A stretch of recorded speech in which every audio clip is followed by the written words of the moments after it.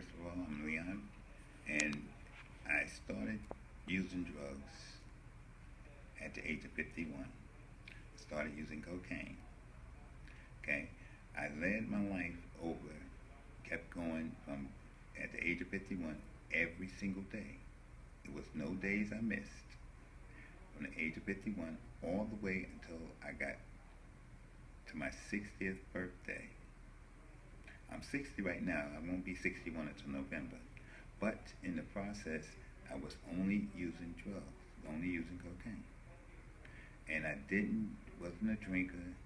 That's the reason why I looked young compared to, because I wasn't, alcohol and stuff like this wasn't in my lifestyle. Because what I was basically doing was raising my girls, doing the military. I was a military man. I stayed in the service and made a career out of that. Okay, now I did not go about doing things wrong. I just did drugs just because I wanted to just relax, because I was retired and I'm making a certain amount of money and stuff like this as retirement, and I just decided wanted to be, as they say, in the club, or however you want to put it. But I wanted to do this just because I wanted to be curious. I was curious. See, and the reason why I was so curious, because I'm looking at the effects on a lot of people. They had a lot of, because it was the kind of people I was around was always having a lot of fun. So I was curious on why is they so hyper, so manageable and stuff like this. But it did not work with me that way. It worked with me from going, but like this, I was study smoking. I wasn't no shooter or no needle pusher or nothing like that. I was just a smoker, and it led me into the jail system. When it led me into the jail system, that's when I was like 54. I didn't come out until 56, but I went right back into it. You see, I went right back into it. So just like they're saying, where you lead off at, you just continue where you left off at. See? And I turned around, and that little gate money and stuff like this, that's how I wound up in California, because I came over for a basketball game, and they saying that basketball game was, as they say, they leave, you come out here on vacation, leave it out on probation. You see? But instead, I turned around, and when I got out of prison, because I was in Chino, when I got out of Chino, I turned around and went back to Florida. They came and got me from Florida. But I was clean all that time because my wife was always on my case. Yes, I'm married, stuff like this, but my wife was always on my case because she knew then that I was using drugs. She knew then. But then I was still sneaking around. And as I was sneaking around, stuff like this, I never got busted down in Florida, but I did turn around and had one bag of light on my truck out on it, and that's how I got back to California, because they ran an FBI over the whatever they call it, just over the the solar light, whatever you want to call it. But that's when they found I was absconding. And I came back to California, and I've been in California now for almost 2 years. And because I came back in 2012, that's when they came back and put me. But when they brought me back, I didn't go back to jail. I went to programs. I went to a program. I went to a veterans program. They kept me there. I was testing clean. But what it is just that I had a 5-year suspension, joint suspension. So it's a difference. That's the reason why I'm taking so much time. They gave me 5 years on the joint suspension. So now it's almost time up, because they're trying to kick me out early. And I've been in the treatment center where I'm at now, because I left that one. Well, I didn't leave it, but yet they transferred me because they had to go through a lot of red tape to come see me on the VA grounds up there. So they put me out here so that they can see me and stuff like this. And that's all it was. It was just my probation officer supervisor didn't want to go through all that red tape because she's saying, you know. So what happened now since you came to treatment So here? what happened now, the treatment here, it's a clear thought, more clear thought of mine. It's knowing about myself more. I feel comfortable because the stuff that I know, as they say, I'm using it because it's been planted in your mind for the longest, but from childhood or whatever. But I'm using it now instead of just saying or talking about it. I'm using it because the things that goes around in my life now, it's a lot better than what it was after I started using drugs. Because it's better now. It was better. It was good then, before I started using, but it started dropping when I started using. See, but now I see that even though you go through treatments, right, you have to be wholeheartedly in order to accept the treatment, because you can't just stand up there and go to a treatment and don't accept it.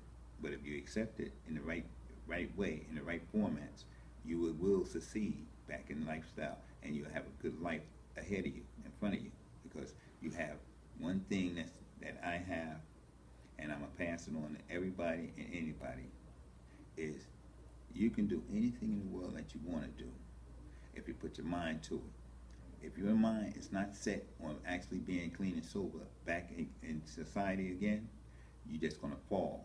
And when you fall, you might not come back up, because you might be dead, you might be incarcerated, or you might just be gone for life, you know. And I ain't talking about dead, I'm talking about in prison for life. See, because So tell us, do you have any more cravings?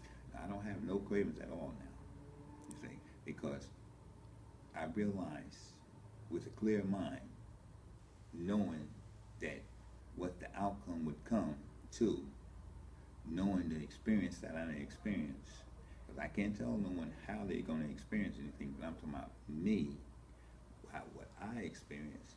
I don't want to go back through that, because it's just bad memories, and I don't want no bad memories, because bad memories are going to bring you into negativity, and negativity is going to bring you fall, as they say, a downfall. So instead of me thinking of negativity, I substitute just like I said, I wrote out things, positive things, goals. Make yourself goals in life. What are your goals now? Huh? What are your goals now? Well, I have quite a few of them. Long-term goals, short-term goals.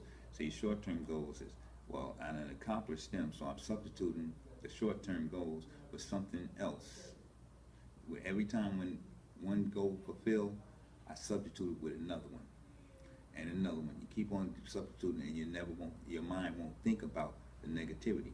See, because I substitute with where, okay, I start, as they say, music calms you down. Okay, I substitute, instead of spending money on the crack what I was getting, I spend money on tapes that I can have. I can see where the money's going instead of just letting it go up in smoke. Yeah. What can you recommend to others who were in your position? I recommend that if you're not going to be wholeheartedly into it, don't get involved with it, because it's going to either destroy you.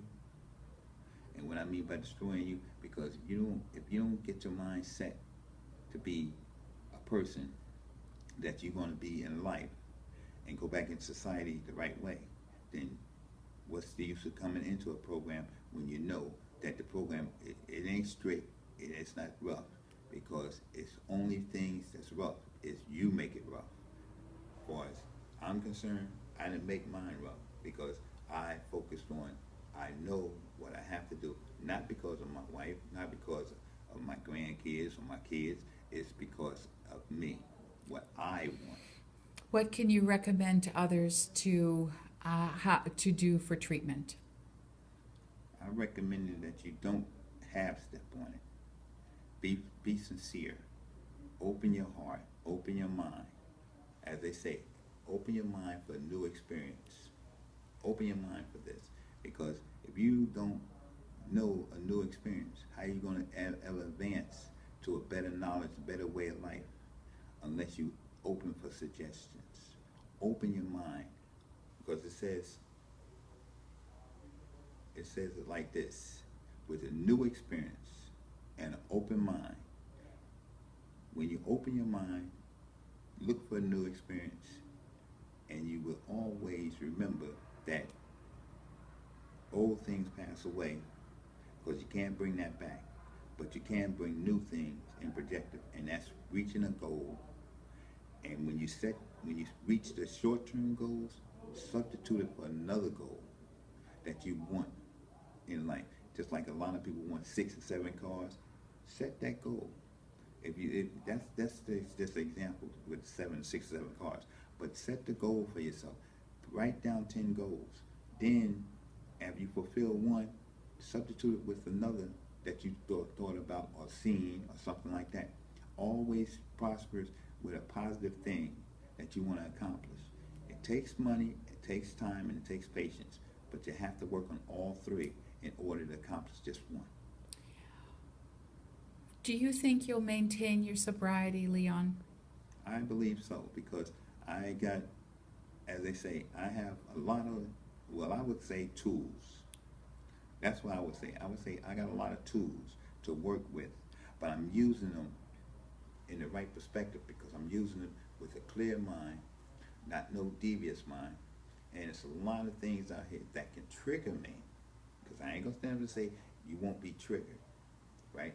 There's a lot of things that you trigger that can trigger you, but with a clear mind, you can think this out before you go the wrong way. You can think it out, but as they say, that mind is a terrible thing to waste. Your mind is what tells you what's right, what's wrong. Your mind, but you just think about it before you react, because the action makes you. That's what makes you. It can make you or break you, your actions.